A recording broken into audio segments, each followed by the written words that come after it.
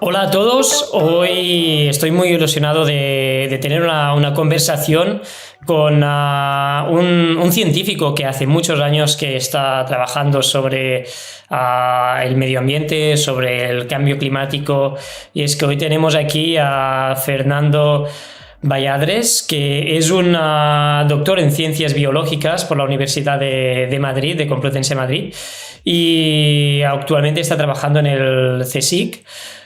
Aparte de su trabajo científico y como profesor en la universidad, también es un gran activista, diría que es uno de los científicos que está haciendo una mayor divulgación científica y nos está enseñando a todos nosotros qué es lo que nos enseña la ciencia, qué nos están explicando los científicos de una forma muy entendedora para que lo entendamos todos nosotros. Y aparte también es un gran corredor, es una persona que le gusta correr por el monte, que le gusta ir a la montaña.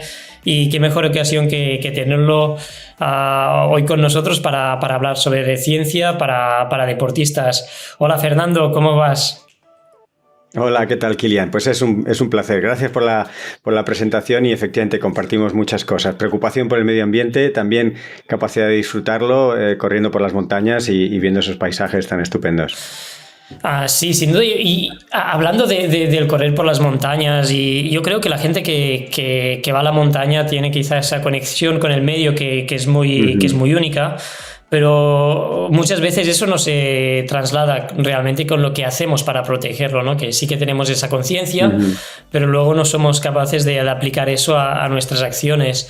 Y justo hace unos días leía el estudio que ha salido recientemente sobre esos límites planetarios que estamos llegando Ujú. en distintos de los límites, y que hemos asolido el límite del agua verde, ¿no? Del agua dulce. Y eso Ujú. me hizo pensar, ¿no? Yo cuando voy al monte, pues el agua parece que hay mucha, vas a correr, encuentras un río, bebes, y sí que tenemos esa conciencia, creo, de coger menos el coche, de ir menos en avión, de la huella de carbono, pero quizá no pensamos tanto en otros problemas medioambientales que realmente sí que pueden ser muy graves. Sí, efectivamente. Y el agua es un tema complicado porque sabemos que el agua determina la productividad de los ecosistemas, el agua de riego es objeto incluso de luchas, ¿no? De peleas, de conflictos bélicos, desde la antigüedad de la humanidad, ¿no? Pero sabemos que recientemente el consumo global del agua ha transgredido, como dices, algún límite planetario. ¿Qué es esto de los límites planetarios? Porque mucha gente dirá, ¿qué es que un límite planetario? Bueno, pues se considera que se transgrede uno de estos límites cuando el funcionamiento de un sistema, en este caso el sistema del ciclo del agua, cruza dos cosas. Básicamente, empieza a funcionar de manera muy distinta por efecto de las actividades humanas y luego es difícil volver atrás, o sea, es como un poco irreversible, se cruza un umbral a partir del cual las cosas van diferente y tienes difícil volver a como eran las cosas antes. Eso es el concepto general de límite planetario que se ha planteado para la diversidad biológica, para el cambio climático, para formas de contaminación, y recientemente se está estudiando con el tema del agua. Quería, antes de nada, dar un dato, una idea, para que nos demos cuenta de lo que estamos transformando respecto al agua en el planeta. El eje de inclinación de la Tierra lo hemos cambiado sin querer 3 veces, y 2 de ellas tiene que ver con el agua. Y la última de las veces que le hemos cambiado el eje de inclinación a la Tierra ha sido precisamente por la extracción masiva del agua del subsuelo. Al extraer tanto agua y la ponemos en circulación, la cambiamos de sitio, se cambia el centro de gravedad del planeta y el planeta cambia ligeramente, pero se puede medir y se ha medido la inclinación. Incluso los días son ligeramente, pero algo más largos, porque la Tierra gira de otra manera y algo más lenta. O sea, esto nos da una idea de que a base de extraer con pozos, muchos de ellos ilegales, otros serán legales, pero son en unos números gigantescos, a base de extraer el agua del subsuelo, le cambiamos llegamos hasta el centro de gravedad de la Tierra. O sea, no estamos hablando de cálculos matemáticos esotéricos, estamos hablando de algo que todo el mundo puede entender, que es un centro de gravedad, un eje de inclinación, y eso lo estamos afectando sin habernoslo propuesto, a base de sacar mucho agua de un sitio donde ha estado miles o millones de años, pues a una escala planetaria, ¿no? Eso es brutal. La verdad es que sin duda la acción humana es tangible, ¿no? En estas cosas, y como decías, que hayamos cambiado el eje de la Tierra es una cosa que es como es surrealista, ¿no? Pero está aquí, y eso es solo, como hablamos solo del agua, ¿no? Que podemos hablar de biodiversidad, que podemos hablar de la huella de carbono, de los materiales químicos que ponemos en el planeta, y la verdad es que la acción del hombre sin duda ha estado afectando mucho a la naturaleza, a los ecosistemas. ¿Y qué es lo que más te preocupa a ti? ¿Qué es lo que dirías? Esto es lo que realmente hoy en día tenemos que focalizarnos. Bueno, a mí en general lo que más me preocupa es el cóctel de cambios que metemos, ¿no? Es como un auténtico cóctel, porque todo ocurre un poco a la vez, ¿no? Luego, para entenderlo, tenemos que sacar del cóctel los componentes, ¿no? Pues el azúcar, el alcohol, la bebida que da burbujas, el hielo y los componentes, pero realmente todo ocurre a la vez, ¿no? El cambio climático, la sobreexplotación del agua, la contaminación, la pérdida de diversidad biológica, ocurre un poco todo a la vez, y nosotros necesitamos diversidad biológica para atenuar los impactos del cambio climático, y necesitamos agua dulce en cantidad suficiente para darnos de comer o para limpiar, lavar todos nuestros residuos, toda la contaminación que hacemos, ¿no? Hay un concepto de huella hídrica que muchas veces es muy intuitivo, es la cantidad de agua que haría falta para disolver nuestros residuos. Puede ser incluso un teléfono, ¿no? O sea, un móvil requiere X miles de litros de agua para que el ecosistema encaje y, digamos, descomponga ese valor de contaminación de un teléfono móvil, de un electrodoméstico o de un cuaderno, ¿no? Entonces, el agua la necesitamos para compensar los otros desaguisados. Es como digo, como un cóctel en el que hay muchos ingredientes manipulados a veces a voluntad y a veces sin conciencia y sin objetivo por parte del ser humano, ¿no? Y esto es lo que me preocupa, esa tremenda contaminación combinada con cambio climático, combinada con todo. En nuestra investigación es un poco lo que más nos hemos dedicado, a ver estas interacciones, porque digamos que hay especialistas que trabajan, no sé, en el efecto de la sequía sobre la agricultura, o el efecto del calentamiento sobre el retroceso glaciar. Y nosotros en lo que nos centramos, y a mí lo que más me interesa, es el efecto sinérgico, simultáneo, de muchas cosas operando a la vez. Claro, es más difícil de estudiar y más difícil de entender, pero es que es la cruda realidad, están ocurriendo a la vez, ¿no? Pero el agua, que es lo que hoy nos centraba un poco más, tiene un poco ese carácter muy transversal, porque el agua la necesitamos para todo, ¿no? Para beber, para regular la temperatura del planeta, para producir alimentos, y la verdad es que el agua no es que esté mal distribuida, es el ser humano el que está mal distribuido en función del agua, porque le podemos echar la culpa del agua, pero no, el agua está donde está, ¿no?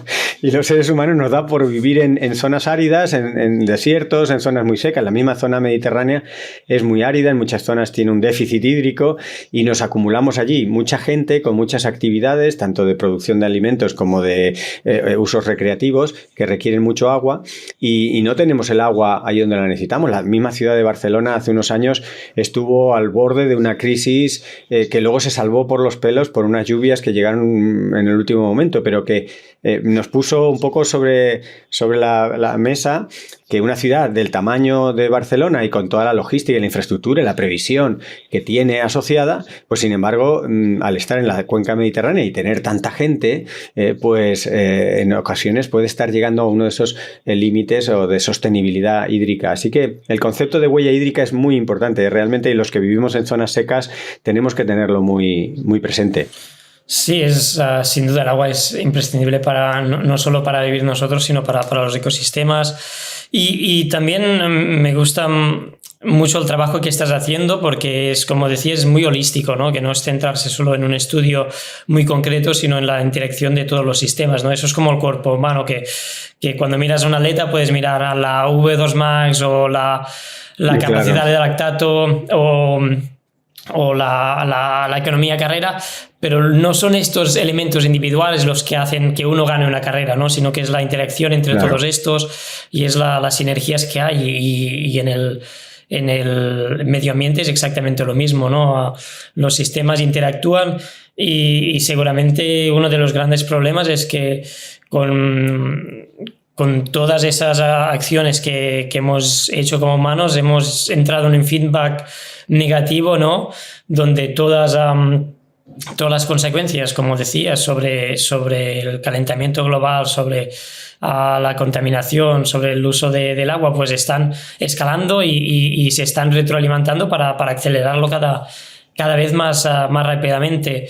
Y una cosa que yo creo que hoy en día es positiva, es que sí que parece que la gente empieza a tener más conciencia, ¿no? Que vosotros los científicos lleváis alertándonos desde hace décadas de todo esto, pero parece que hasta hace pocos años, pues a nivel de la sociedad, pues no se empieza a tener conciencia de la importancia del momento. Y a nivel político yo creo que aún falta para que esa conciencia que empieza a tener la sociedad que entre a nivel político. ¿Por qué crees que hasta ahora no nos hemos empezado a dar cuenta? Bueno, hay varios ingredientes o varias posibles explicaciones, ¿no? De por qué no hemos hecho lo suficiente o por qué no terminamos de que las acciones estén en proporción a la gravedad de los problemas. Por un lado, simplemente la inercia. Hay que romper inercias. Tenemos una costumbre de hacer las cosas. Esto siempre se ha hecho así, ¿no? Yo hay veces que veo a los jardineros de mi zona segar las plantas antes de que florezcan y digo, ¿por qué se hace? No sé, esto se ha hecho siempre así. Y digo, bueno, pues a lo mejor se puede dejar de hacer si tenemos una razón, ¿no? Entonces, las inercias es algo con lo que hay que entenderlas para corregirlas, porque hay inercias que tienen lógica, pero muchas inercias hay que cambiarlas. Entonces, las inercias de utilizar el agua como si fuera un bien infinito, pues hay que cambiarlas, porque el agua tiene en general los ciclos de la naturaleza tienen unos ritmos y el ser humano no lo suele respetar, suele explotar el agua más rápido de lo que se regenera en el subsuelo o de lo que te trae por el caudal un determinado río. Entonces, esos ritmos que nosotros transgredimos es lo que hay que repensar y decir, bueno, aunque aquí siempre se han lavado los coches con agua potable, pues a lo mejor hay que dejar de lavar tanto los coches o utilizar un agua de otra fuente que sea de aguas residuales o lo que sea, ¿no? Entonces hay que ir cambiando y tenemos esa inercia a no cambiar. Es una inercia natural, pero que tenemos que hacer algo por ello, ¿no? Igual que tenemos una tendencia a sentarnos en el sofá muchas más horas de las que debiéramos y tenemos que romper esa inercia y movernos porque sabemos que nuestro cuerpo moviéndose es más sano y vivimos más y mejor, pues con muchos hábitos ambientales pues ocurre lo mismo. Luego también no hay que negarlo, fuertes intereses económicos. O sea, tenemos una visión de la economía también de crecimiento infinito, que esto es algo que me hace gracia porque cuando hablas de estas cosas con niños de 8 años, niños y niñas de 7, 8 años, ya entienden que es un planeta finito y que no podemos crecer tanto en número como en actividades de forma indefinida. Lo entienden perfectamente y, sin embargo, la economía sigue todavía basada en un crecimiento continuo y eso pues son de las cosas que hay que cambiar. Y es difícil de cambiar porque tenemos, como digo, la economía se entronca en eso. Yo muchas veces digo que realmente un indicador de que están cambiando las cosas sería que cuando por la noche oímos el telediario, España crece por encima de lo esperado. Cuando entendamos que eso no es una buena noticia, entonces realmente la sociedad en general, el propio reportero, ¿no? Cuando le esté diciendo, esto no es una buena noticia, disculpen, esto es una mala noticia.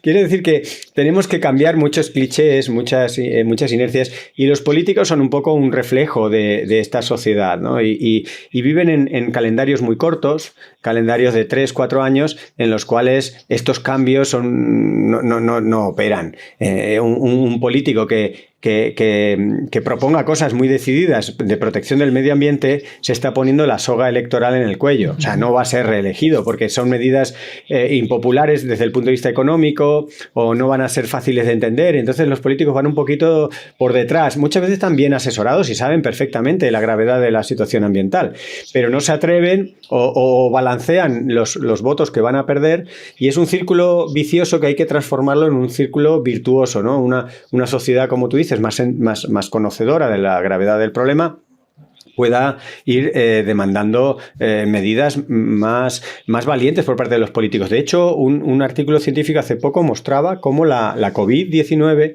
ha despertado más sensibilidad ambiental en la gente, de forma que las sociedades, como en una docena de países que se había estudiado, los individuos estamos mejor preparados para encajar medidas, digamos, incómodas, para proteger el medio ambiente. O sea que la COVID ha levantado más esa posibilidad social de implementar medidas más drásticas, más valientes, más decididas para el cambio climático o para la degradación ambiental. Esa es una de las buenas noticias. Yo hago una búsqueda activa de buenas noticias porque predominan las malas, ¿no? Entonces... Hay que buscar las buenas, hay que buscar los brotes verdes. No, y otra cosa que también me parece muy interesante sobre el discurso es que al final muchas veces hablamos de salvar el planeta, ¿no? De salvar y al final, geológicamente el planeta va a seguir, ¿no? A los que no vamos a seguir vamos a ser nosotros. que al final nos estamos haciendo un harakiri a nosotros, ¿no? Y aquí yo creo que sí que lo que estáis haciendo también, aparte de tu labor científica, pues también estás siendo muy activista, ¿no? Con grupos como Extinction Rebellion, y creo que el trabajo que estáis haciendo aquí es imprescindible y es muy importante para eso, para levantar conciencias y para acercar a la ciencia, porque muchas veces cuando leemos artículos científicos nos parecen cosas muy abstractas, ¿no? Claro. Y luego pasarlo a la realidad y demandar esa acción, ¿no? Y poner la ciencia más en el día a día de la gente y, como decías, también de la política, ¿no? Que seguramente están muy bien asesorados, pero hace falta que tomen esas medidas. Y entonces, explica un poco cómo es el movimiento de Extinction Rebellion, cómo movimientos así pues pueden influir a cambios sistémicos, que es los que decías que necesitamos. Claro. Bueno, en los últimos años yo diría que desde ahora 4 o 5 años ha habido un crecimiento de movimientos sociales en general, dentro de los cuales están los movimientos ambientalistas, y sobre todo ha habido un mayor protagonismo de los jóvenes. Para mí los jóvenes suponen, siempre lo han sido, pero ahora revisitados, una esperanza, ¿no? Porque para mí, ¿qué ingredientes tienen los jóvenes, digamos, que hacen de esto algo diferente? Pues que tienen valores, que tienen ideales y que no están tan obsesionados en entenderlo todo como para, con las 4 piezas básicas, lanzarse a la acción. De hecho, hace poco salió un artículo que mostraba el círculo entre valores y acción. Hace falta tener una serie de valores para moverte a la acción. Y lo que acaban deduciendo en ese artículo es que primero la acción y después los valores. Porque si esperas a tener todos los valores, toda la ética, pues al final acabas cumpliendo 70, 80 años, ya no tienes las fuerzas para salir incluso a un estrado y decir con voz muy fuerte. Entonces los jóvenes tienen ese punto, ¿no? También hago la analogía con por qué los jóvenes aprenden muy bien los idiomas, porque no intentan entender toda la sintaxis, la semántica, la conjugación, las preposiciones. Simplemente lo van entendiendo, lo van oyendo y lo van hablando. Entonces los movimientos juveniles en materia ambiental han captado de la ciencia los pilares básicos, las ideas principales, y con eso, sin intentar entenderlo todo, hacer un análisis desde los griegos hasta la actualidad, sin intentar complicarlo todo, han lanzado mensajes muy potentes basados en 3, 4 grandes ideas, ¿no? Queremos saber la verdad, queremos cambiar las cosas, no queremos resignarnos, y en esto movimientos como Extinction Rebellion han tenido un fuerte protagonismo, porque digamos que yo creo que en algunas cosas un paso más allá que los grandes grupos tradicionales de Greenpeace, WWF, etcétera, y tantas grandes organizaciones que hacen una labor importante, pero ellos han encontrado un nuevo lenguaje y un nuevo ritmo, entrando un poco en límites con, por ejemplo, la desobediencia civil no violenta, ¿no? Que es una situación incómoda porque genera incomodidad tanto en el que la produce, en el que desobedece, como en el que presencia o sufre los eventos o las performances o las actuaciones, pero es una manera de elevar el tono sobre la inacción que predomina, ¿no? Por lo que decíamos antes, estas inercias que nos llevan a no hacer nada. Entonces, Extinction Rebellion creo que ha sido un catalizador importante, pero también está Fridays for Future, impulsado por Greta Thunberg. Hay hay un montón de cosas for future, ¿no? Teachers for Future, hay un montón de for future que está muy bien, y claro, ¿quién tiene más futuro que los jóvenes, ¿no? Los viejunos ya vamos teniendo menos futuro, entonces tenemos que echarnos humildemente a un lado para dejar que los jóvenes empujen, pero tenemos también que asesorarles y ayudarles y apoyarles, y ese es el tándem que ha surgido con Extinction Rebellion. Los científicos de siempre hemos estado asesorando y aportando información para que los movimientos más activos hagan sus campañas sobre conocimiento científico. Ese maridaje, se dice que digamos que la ciencia sin activismo no va a ningún lado, pero el activismo sin ciencia no tiene precisión en sus reivindicaciones. Entonces hay un maridaje muy natural en el activismo y la ciencia. Y por eso ha salido de Extinction Rebellion, no sé si que fue antes el huevo o la gallina, pero en paralelo Scientist Rebellion, ¿no? Como los rebeldes científicos o la rebelión científica.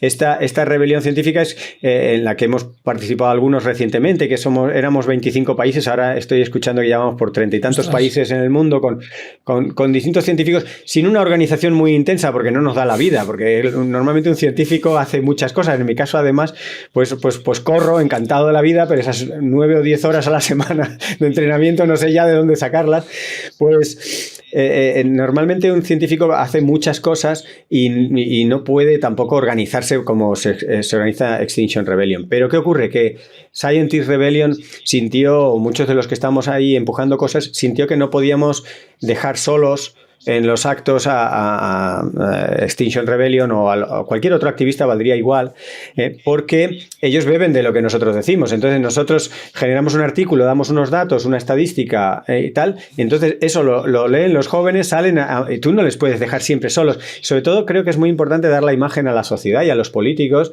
de que lo que hacen y dicen estos jóvenes no es un capricho, no es una locura, no es un disparate, es algo basado en la ciencia. Entonces creo que rompe bastante los clichés el que de pronto haya viejunos científicos de 50, 60 años allí en las calles haciendo algo análogo a lo que hace Extinction Rebellion como apoyo y como decir, a ver, que estamos en la misma cuestión, unos con más carga en la ciencia, otros con más carga en el activismo, pero con ganas de romper los moldes sociales para darle más vida, más alegría a las decisiones y a los cambios que hacen falta para enfrentarnos a esta situación ambiental bastante tremenda, ¿no?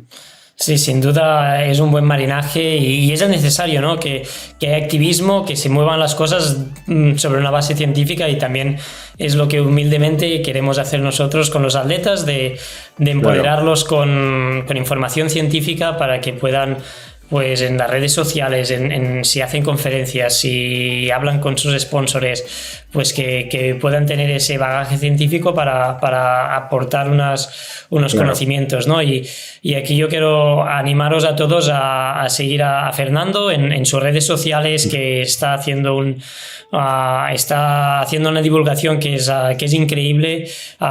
Podéis aprender mucho sobre todos los temas, porque es un investigador que, como decía antes, tiene una visión muy holística y está trabajando pues en todos los temas y en todas esas conexiones que son imprescindibles para entender que el problema no es complejo, sin duda, porque hay muchos temas, hay muchas variables, pero gracias a la faena que está haciendo, pues nos está facilitando el entenderlo todo de una forma mucho más sencilla. Y entonces, nada, muchas gracias por la conversación y a ver si nos vemos pronto, ya sea corriendo por la montaña o en alguna manifestación científica.